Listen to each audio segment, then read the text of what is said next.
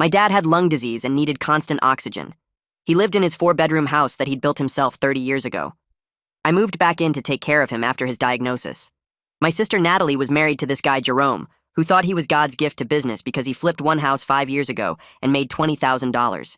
He'd been unemployed since then, calling himself a real estate mogul while Natalie paid their rent. When Dad got really sick, Jerome started coming around more. Not to help, but to measure rooms and take pictures. He'd walk through the house talking about what he'd change when it was his. Dad was still alive in the next room hearing all this. Jerome would say things like, "This place has good bones. Shame it's being wasted on a dying man." He actually said that while Dad was on his oxygen machine 10 feet away. One day, Dad was struggling to walk to the bathroom. Jerome was in the hallway and Dad asked him for help. Jerome stepped aside and said he didn't want to catch whatever Dad had. Dad tried to squeeze past and Jerome actually shoved him. Said he was in the way of checking out the master bathroom. Dad fell against the wall and I had to run to catch him. Jerome just walked into the bathroom and started talking about removing the tub for a modern shower. That's when Jerome announced his plan. He said since Dad was dying anyway, he and Natalie should move in to maintain the property. He'd already brought boxes and started putting them in the garage. When I said absolutely not, Jerome said I had no say since Natalie was older and would inherit everything anyway. He'd actually looked up inheritance law and decided Dad's house was basically already theirs. Dad was too weak to fight, but he told Jerome to leave. Jerome laughed and said confused old people shouldn't make property decisions. The next week, Jerome and Natalie just showed up with a moving truck. Started bringing in furniture while Dad was at a doctor's appointment. When we got home, Jerome had rearranged the living room and thrown Dad's recliner in the garage because it was outdated. Dad's oxygen concentrator was unplugged and moved to a corner because Jerome said the noise bothered him. Jerome had set up his gaming system where Dad's medical equipment was supposed to be. Natalie said they were just helping by updating the place. When Dad tried to protest, Jerome told him this was their house now and he was a guest who should be grateful they let him stay. He actually used those words to a man dying in his own home. Jerome took over Dad's bedroom that night, said the master should go to the actual masters of the house. He moved Dad's stuff into the smallest bedroom, the one without the attached bathroom Dad needed for his frequent night trips. Dad had to walk across the hall now, holding his oxygen tank, while Jerome slept in his custom adjustable bed. Jerome started telling neighbors he'd inherited the house and was letting his sick father-in-law stay out of kindness. He changed the locks and gave me a key like he was doing me a favor. He put his name on the mailbox. Started getting mail delivered there to establish residency. He threw away Dad's medications once because they were cluttering his bathroom counter. Dad missed 2 doses of heart medication because of it. Jerome said it probably didn't matter since Dad was terminal anyway. He actually started planning renovations while Dad was still alive. Had contractors come give estimates. They'd walk through Dad's room while he was lying in bed. Jerome would point at Dad and say, "We'll clear this room out soon for an office." The contractors looked uncomfortable, but Jerome just kept talking about his timeline for after the inconvenience was resolved. He meant Dad dying. What Jerome didn't know was that Dad had changed his will 2 years ago. He'd seen how Jerome treated Natalie, spending her money and calling her stupid when she questioned him.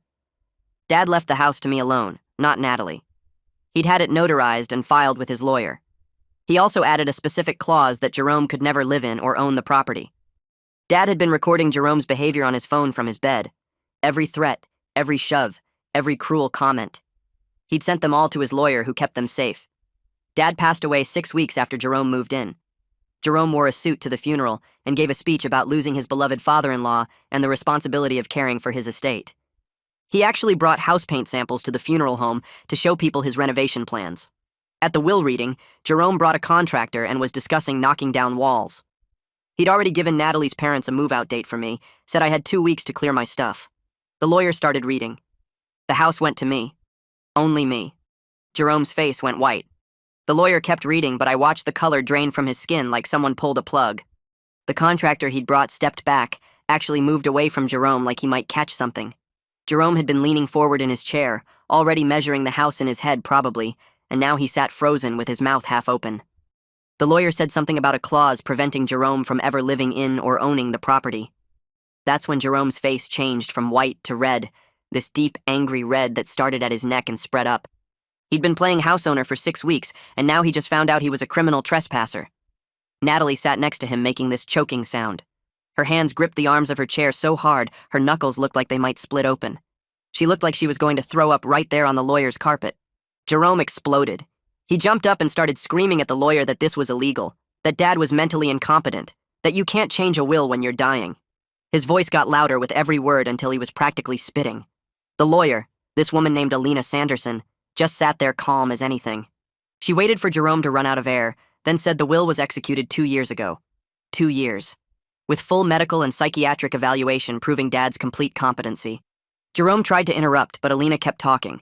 She said she had extensive documentation of Jerome's behavior during the occupation period. The way she said occupation made it sound exactly like what it was, an invasion. Jerome's lawyer, this guy Constantine Bowers, put a hand on Jerome's arm trying to get him to sit down, but Jerome shook him off. I stood up then. My legs felt weird, like they might not hold me, but I stood up anyway. I looked right at Jerome and told him he had 24 hours to remove every item he brought into my house. I used those exact words. My house. Jerome's face did this thing where shock and rage fought for control. He lunged at me, actually lunged like he was going to hit me. The police officer came in from the hallway where Alina had him waiting. The officer stepped between us, and Constantine grabbed Jerome's chest, pushing him back while whispering something urgent in his ear. Jerome was breathing hard, making this sound like a bull. Constantine kept whispering, and finally Jerome stepped back, but he was staring at me like he wanted to kill me. Jerome and Constantine went to the corner of the office. They stood there talking in low voices for 15 minutes, while the rest of us just sat there. Alina organized papers on her desk like she had all day. The police officer stood by the door watching Jerome. I couldn't stop looking at Natalie. She was crying, tears just running down her face, and she kept looking at me, then looking away. She opened her mouth twice like she was going to say something, but nothing came out. Her hands were shaking in her lap. I realized right then that she didn't know. She genuinely didn't know about the will change or the clause naming Jerome. She thought we were here to split the house or something. She thought Jerome was going to get what he'd been planning for all those weeks. Constantine finally walked over to Alina. He used this careful lawyer voice talking about family reconciliation and avoiding further conflict. He suggested they meet to discuss the situation, work something out. Alina looked at him like he'd just suggested something stupid. She said her client had been extraordinarily patient during 6 weeks of property theft and elder abuse. She said the 24-hour move-out deadline was generous, considering she could have the sheriff remove them immediately. Constantine's face got tight, but he just nodded and went back to Jerome. They left a few minutes later. Jerome walked out without looking at anyone. Natalie followed him, but she stopped at the door and looked back at me. I couldn't read her face. I went to the house that evening alone. I had to see it. Had to walk through it knowing it was really mine now. The front door still had Jerome's name on the mailbox. I pulled it off and threw it in the bushes. Inside, the house smelled like Jerome's cologne, this heavy smell that was everywhere.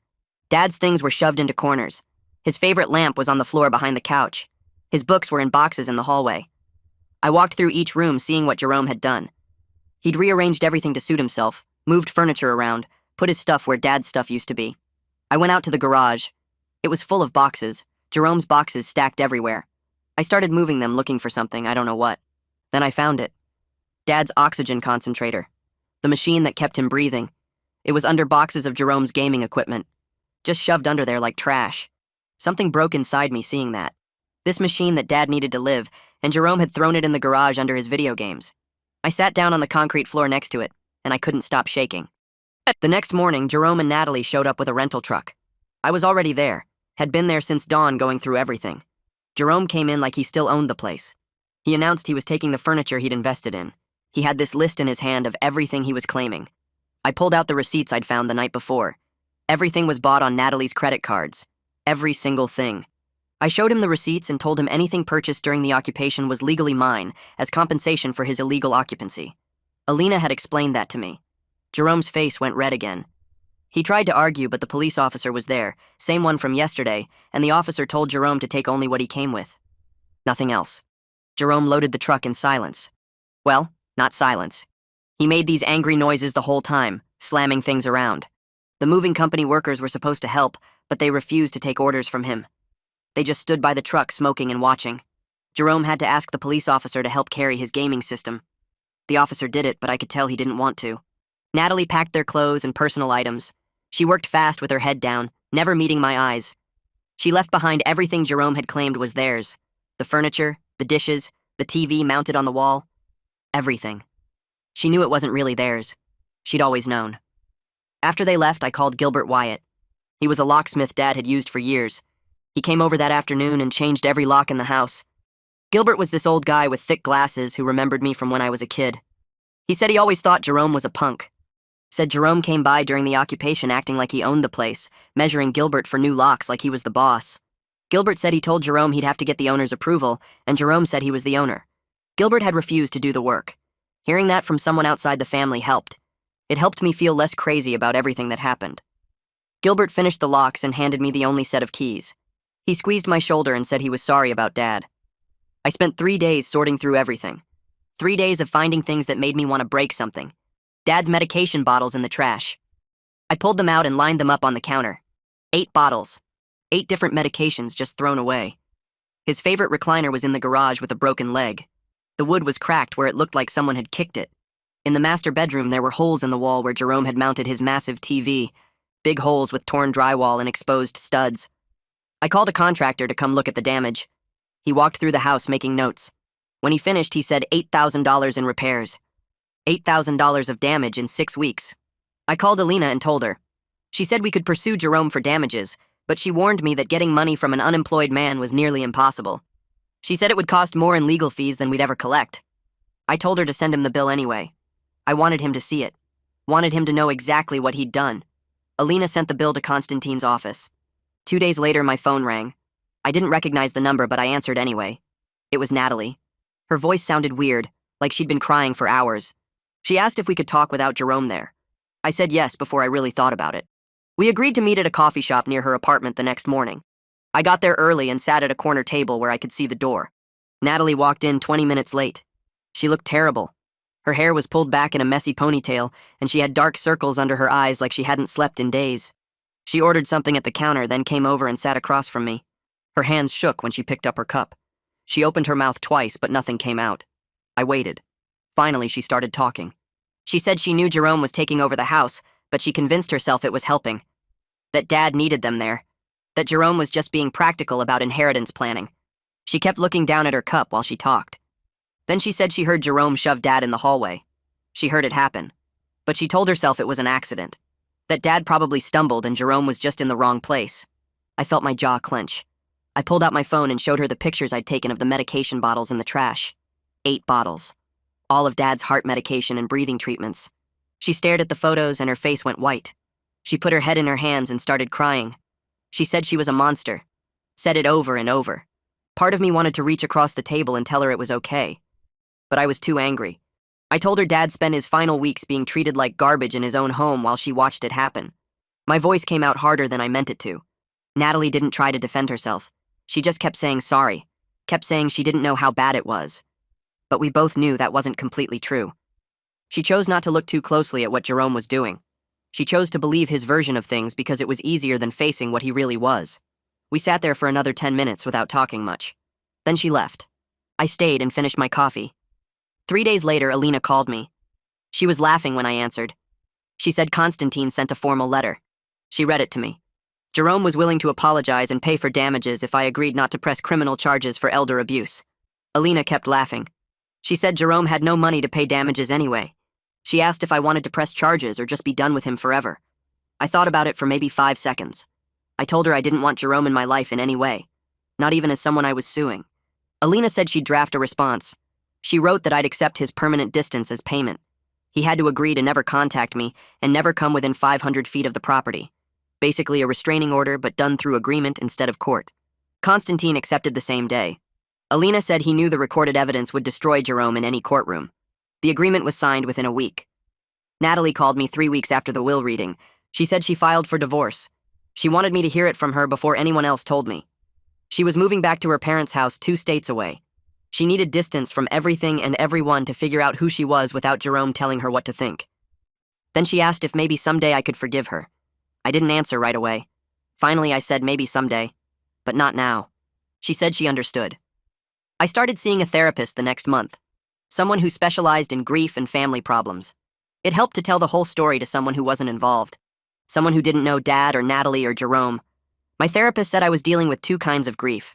Grief over Dad dying and grief over losing the family I thought I had. She said winning the house didn't make up for losing Dad or watching him suffer. She was right. I started working on the house after that first therapy session. I wanted to fix everything Jerome broke. I found Dad's recliner in the garage and took it to an upholstery shop. The guy there said he could fix the broken leg and patch the torn fabric. It would take 3 weeks. I paid him and left. Then I started on the holes in the master bedroom wall. I bought drywall compound and sandpaper and spent a weekend filling them in. Every time I smoothed the compound over another hole, I thought about Jerome mounting that stupid TV, about him throwing Dad's stuff into the smallest bedroom. The work felt good, but it also hurt. Every repair reminded me of what Jerome destroyed, reminded me that Dad wasn't here to see his home get fixed. 2 months after Dad died, I went up to the attic looking for some of his old tools. I found boxes I'd never seen before. They were full of old family photos, pictures of Natalie and me when we were kids. There was one of us in Dad's workshop. I was maybe 7 and Natalie was 9. We were both holding hammers and grinning at the camera. Dad was in the background watching us with this proud smile. I sat on the attic floor and cried looking at that picture. I wasn't just sad about Dad anymore. I was sad about Natalie too. About the sister I lost to Jerome and to her own choices to let him control everything. A week later, I got a letter from Natalie. It came from her parents' address 2 states away. She didn't ask me to forgive her. She just wrote about memories of Dad, about him teaching her to use his tools when she was little, about him telling her she could build anything she set her mind to. She wrote that she forgot who Dad was, forgot who she was. She said she was seeing a therapist too, trying to understand how she let Jerome convince her to betray the person who taught her to be strong. I read the letter 3 times. Then I put it in a drawer in Dad's workshop. I wasn't ready to answer it yet. Maybe I would be someday, but not now. I sat at Dad's old desk in his workshop 3 weeks after reading Natalie's letter. The wood still smelled like the oil he used on his tools. I pulled out a piece of plain paper and started writing. My hand shook a little as I formed the words. I told her I wasn't ready to rebuild what we had. I told her I appreciated that she took responsibility for what happened. I told her I hoped therapy helped her figure things out. I read it over twice before folding it into an envelope. My therapist had said this was healthy boundary setting. Not forgiveness, but not total rejection either. I wasn't forcing myself to feel ready when I wasn't. I mailed it the next morning without letting myself overthink it. 6 months after Dad died, I stood in the living room looking at what the house had become. The holes in the walls were gone. The master bedroom had Dad's bed back where it belonged. I'd kept his workshop exactly how he left it, with his tools hung on the pegboard in the same spots. But the kitchen had new cabinets I picked out myself. The living room had furniture that fit my life now. I invited 3 of Dad's old friends over on a Saturday afternoon. We sat in the living room drinking coffee, and they told stories about helping him build this place 30 years ago. One of them laughed, remembering how Dad insisted on doing the electrical work himself, even though he'd never done it before. Another one got quiet, talking about the day Dad finished the roof and stood up there looking proud of what he'd made. I cried listening to them. So did they. But we laughed too, remembering the man who built these walls with his own hands. The envelope came on a Tuesday morning 2 weeks later. Official court documents showing Natalie's divorce was final. Tucked inside was a note from her lawyer saying Jerome had moved 3 states away to live with his parents. Apparently, he was telling people he was regrouping before his next big real estate project. I read that part twice and almost laughed. He learned absolutely nothing. But knowing he was far away and legally banned from ever stepping foot on my property made something loosen in my chest. I could finally breathe all the way out. I'm living in Dad's house now. My house. Some days are still hard. I walk past the small bedroom where Jerome made Dad sleep, and I get angry all over again. I see Dad's oxygen concentrator in the corner and remember finding it unplugged in the garage. But I'm building a life here that honors what Dad created. He made sure Jerome couldn't steal what he built. Now I'm making sure this house becomes a place of healing instead of staying frozen in those final awful weeks. I'm making it mine while keeping Dad's memory alive in every room he constructed.